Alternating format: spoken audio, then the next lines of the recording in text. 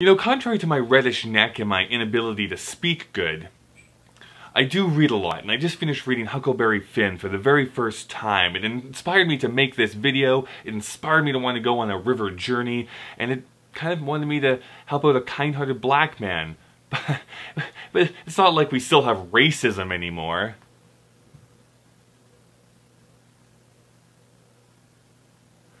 I mean,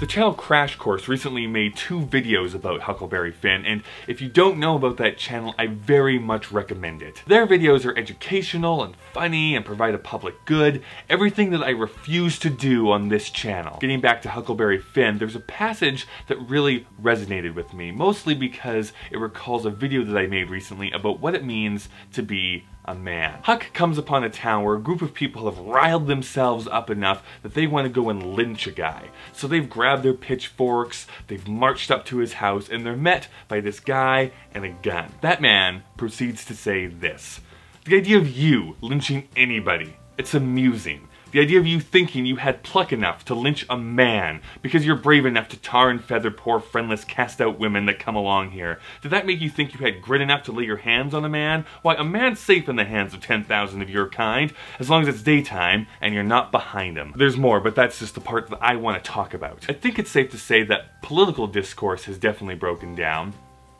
Thank you.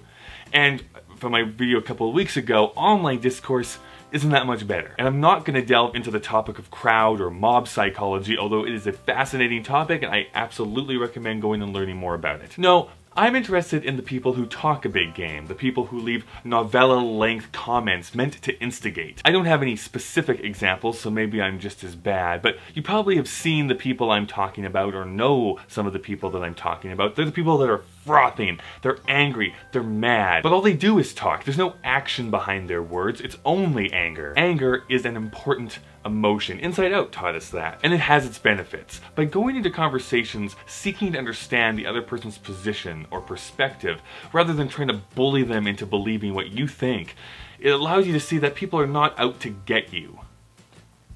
By and large. This man in Huckleberry Finn does have the upper hand, mostly because he has a gun pointed at people.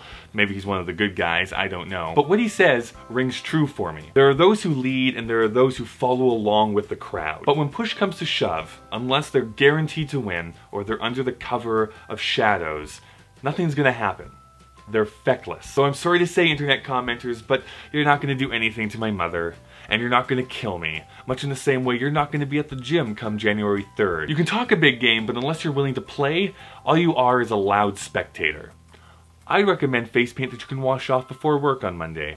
My name is Kyle, I upload videos every Monday and Thursday. I also sort of co-host a podcast called Whatever This Is. A link to that and all of my social media is down in the description below. Let me know about your strength of character down in the comments, a place where we can all come together, but I'm not going to take the first step.